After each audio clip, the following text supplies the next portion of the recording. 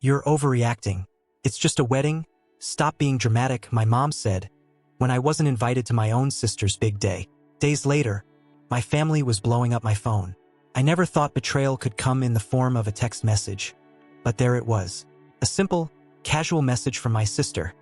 "Emily, hey, just finalizing the guest list. Unfortunately, we had to make some cuts and you won't be able to come. Hope you understand." First, I thought it was a joke. How could I, her own brother, be cut from her wedding? I stared at my phone, waiting for a follow-up text that never came. The weight of her words settled in, and suddenly, I felt like a stranger in my own family.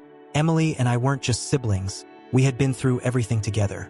I was the one who stayed up with her during breakups, the one who covered for her when she snuck out, the one who helped her move into her first apartment. And now, I wasn't even important enough to attend her wedding? I told myself there had to be a mistake, that maybe she just assumed I wouldn't want to go. But deep down, something about this felt intentional. The more I thought about it, the more my stomach twisted. Needing answers, I called my mom. If anyone could clear this up, it was her. The moment she picked up, I could tell she already knew why I was calling. Her voice was light, dismissive. "Oh, honey, don't take it personally. It's just a wedding. It's not a big deal." Not a big deal. My own sister's wedding, and I wasn't invited? I expected at least some sympathy, but all I got was a shrug through the phone. "It's just how things worked out," she said, as if my absence was a minor inconvenience rather than a deliberate choice. I felt like I had been punched in the gut. My mom wasn't just indifferent. She was complicit. She knew and did nothing. "You're overreacting," she added when I stayed silent. Overreacting? How was I supposed to react to being pushed out of my own sister's life? My entire life, I had been the dependable one, the one who showed up no matter what. And now, the message was loud and clear. I was disposable. The anger started bubbling up, but more than that, there was a deep, sinking sadness. I hung up without another word. If I had stayed on the line, I would have said something I couldn't take back.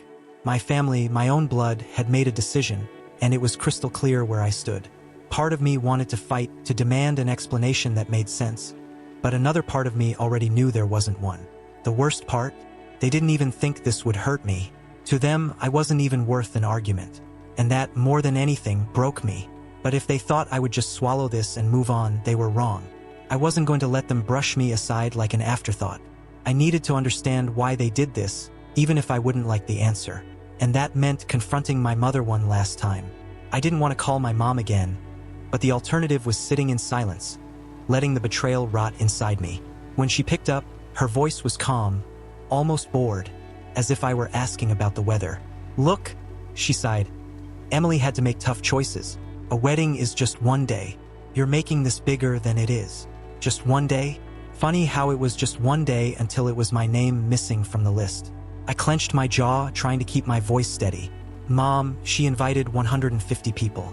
You're telling me there wasn't room for her own brother?" Her response was instant, as if she had been waiting for this argument. "It's not about numbers," she said. "It's about priorities. She had to invite a lot of important people, and we just assumed you'd understand." Priorities. The word cut through me like a blade. It was one thing to be left out, another to hear my own mother confirm that I wasn't a priority. My chest tightened. "So, let me get this straight," I said, my voice colder now. "I was never even considered?" The silence on the other end told me everything I needed to know. Then came the gaslighting. "You're being unfair," she said. "Emily loves you, of course, but she knew you wouldn't want to make a big deal out of it. You're not really into weddings, right?" I almost laughed. The mental gymnastics were impressive. Suddenly, they weren't cutting me out. They were doing me a favor. "That's not the point," I said, gripping my phone tighter. "It's not about whether I love weddings. It's about the fact that my own sister didn't think I mattered enough to be there." My voice cracked on the last word, and I hated myself for it. Instead of sympathy, she doubled down. "You're acting like a victim," she snapped. "Emily's wedding isn't about you." My stomach twisted. I had spent my entire life being the one who put others first. The reliable one. The one who never caused problems. And now, when I finally pushed back, I was making it about me? I exhaled slowly, forcing myself to stay calm. "You're right," I said, my voice flat. "It's not about me. It's about Emily. And she made her choice." There was a pause. Maybe For the first time, she realized how much damage had been done. But instead of apologizing, instead of trying to fix it, she simply said, "I really don't think you should be so upset." That was the moment something inside me shifted. I had been waiting for validation that would never come, hoping for an explanation that would make it hurt less. But there was nothing left to say. I hung up, my hands shaking, and stared at my reflection in the dark screen of my phone. I had spent my whole life proving my worth to people who never even noticed. Maybe it was time to stop. Maybe, for once, I needed to put myself first. And just like that, an idea started to form, one that had nothing to do with the wedding at all. I was done. Done waiting for an apology that would never come. Done trying to justify my feelings to people who didn't care. Instead of wasting another second mourning a family that clearly saw me as an afterthought, I decided to do something for myself. If they didn't want me at the wedding, fine. I'd take the money I would have spent on travel and gifts and put it towards something better. Something that actually made me happy. That's how I found myself booking a 5-star resort in the Caribbean. A place so luxurious it almost felt like revenge. As I clicked confirm on my reservation, a strange feeling washed over me. Liberation. For the first time in years, I wasn't bending over backward for people who wouldn't do the same for me. Instead of standing on the sidelines at a wedding where I was clearly unwanted, I'd be on a white sand beach, sipping a cocktail with my feet in the ocean. The thought made me smile. This wasn't just a vacation. This was a statement. If my presence wasn't important to them, then neither was my absence. Packing for the trip felt symbolic, like I was shedding the weight of expectations I had carried for too long. I tossed my phone onto the bed, ignoring the family group chat that was still buzzing with wedding updates. It was almost funny how they could talk about floral arrangements for hours but never once mention the fact that I had been cut from the guest list. No one had checked in on me. No one had asked if I was okay. And that silence spoke louder than anything else. As the plane took off, I looked out the window at the shrinking city below. A week ago, I would have been devastated to miss Emily's wedding. Now, I felt nothing but relief. This was the first time I was choosing myself over them. No guilt, no second-guessing, just pure, selfish freedom. I leaned back in my seat and exhaled, finally understanding something I should have realized years ago. Sometimes, family isn't who you're born with, it's who actually shows up for you. When I arrived at the resort, it was everything I had imagined and more. Crystal clear water, soft sand, endless drinks brought right to my lounge chair. As I stretched out under the sun, I wondered if anyone at the wedding even noticed I was missing. Maybe they were too busy pretending everything was perfect. Maybe, in their world, I had already been written out of the narrative. But for once, I wasn't consumed by what they thought. I was too busy living. Then, just as I was about to take a sip of my drink, my phone buzzed. I almost ignored it until I saw the name flashing on the screen.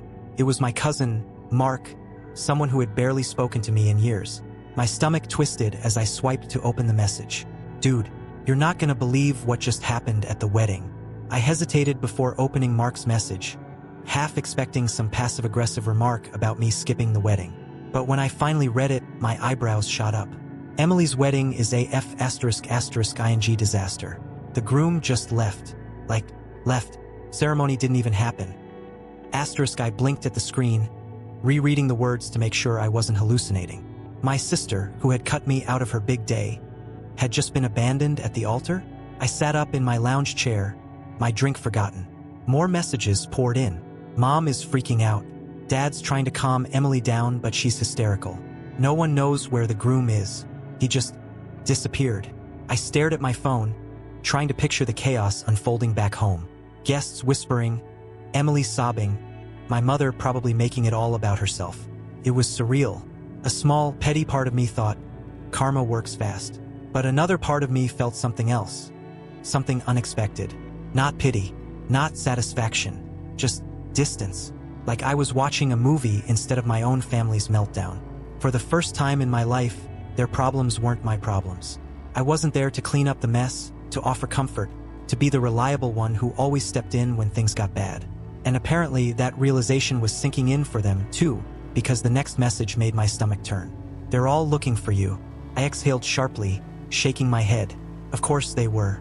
Now that everything had fallen apart, suddenly my presence mattered. Suddenly, I wasn't so disposable. More calls started coming in, Mom, then Emily, then even my uncle. I let them all go to voicemail. Whatever they wanted, I wasn't interested. They had made it clear where I stood in their lives, And now, they were getting a taste of what it felt like when I wasn't there.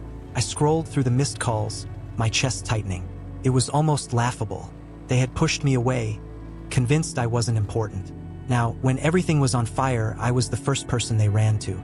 I set my phone down, staring at the waves rolling onto the shore. This was my moment of truth. The old me, the one desperate for their approval, would have called back, would have let the guilt pull him in. But I wasn't that person anymore. I had spent my whole life showing up for people who never did the same for me. Maybe it was time to see what happened when I didn't. A waiter walked by, and I waved him over. "Another round?" he asked, nodding toward my empty glass. I glanced at my phone one last time, then locked the screen and shoved it into my bag. "Yeah," I said, leaning back with a grin. "Make it a double." I woke up the next morning to even more missed calls and unread messages. My voicemail was full.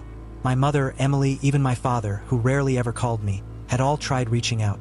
Part of me was tempted to listen, to hear whatever desperate explanation they had lined up. But then I thought about how easily they had cut me out, how effortlessly they had dismissed my feelings. And just like that, my decision was made. I scrolled down my contact list and started blocking numbers, one by one. Felt good. Not in a petty, spiteful way, just in a way that felt right. For the first time, I wasn't sitting around waiting for scraps of love from people who had already shown me where I stood. My whole life, I had been the one picking up the pieces, offering support, proving my worth. And where had that gotten me? Nowhere. So, I let them deal with their disaster without me. I grabbed my sunglasses, headed down to the beach, and stretched out under the sun, feeling lighter than I had in years. I knew what they wanted. They weren't calling because they suddenly regretted how they treated me. They weren't calling to apologize. They were calling because they needed something, maybe for me to talk Emily down, maybe to handle the fallout. They had always relied on me to be the stable one, the fixer. But that wasn't my role anymore. I wasn't their safety net. They had pushed me away, and now they could learn to stand on their own. The irony of it all wasn't lost on me. They had spent so much time making it clear I wasn't important enough to invite. But now, when everything had crumbled, I was suddenly too important to ignore. Too bad for them, I had already moved on. While they were dealing with tears and scandal and embarrassment, I was here, toes in the sand, cocktail in hand, living a life they never thought I deserved. That was my revenge. Not yelling, not fighting, not even telling them off. Just showing, with every moment of peace and happiness, that I didn't need them. As the sun dipped lower in the sky, I raised my glass to no one in particular, letting the moment sink in. This wasn't just about the wedding anymore. It was about choosing myself for once. About realizing that I deserved better than being a backup plan in my own family. Maybe one day they'd understand what they lost. Maybe not. Either way, it wasn't my problem anymore. I took a sip of my drink, exhaled, and smiled. For the first time in my life, I was exactly where I was meant to be.